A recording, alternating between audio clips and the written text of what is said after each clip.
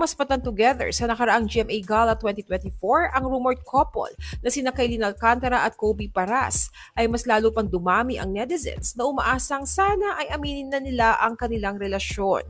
Bagaman ilang beses na silang naspatan sa iba't ibang pagkakataon na sweet sa isa't isa, ay dinenay naman ni Kobe sa nakaraang interview na may relasyon sila ni Kailin at great friends lang daw sila.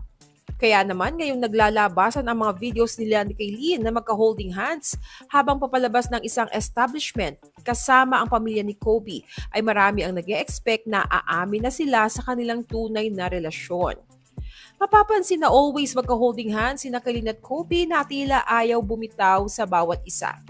Sa isang video na isinare sa TikTok ay makikita na kahit nasa likod ni Kailin si Kobe ay magka-holding hands sila, to the point na muntik nang bumangga si Kobe sa pader, pero hindi pa rin ito bumitaw. Ayon sa netizens, major upgrade daw itong si Kobe mula sa past boyfriend ni Kailin.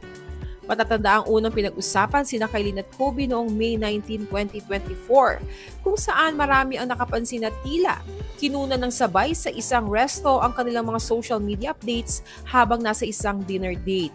Kasunod nito, May 30, nang i-repost ni Kobe sa IG story ang picture ni Kailin, kasunod ng pagko-comment niya sa mga post ng dalaga.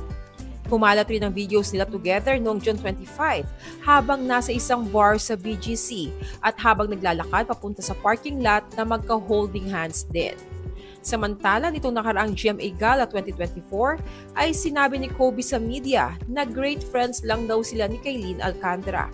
"We are great friends? Bakit girlfriend agad? Nagtanong na ba ako?"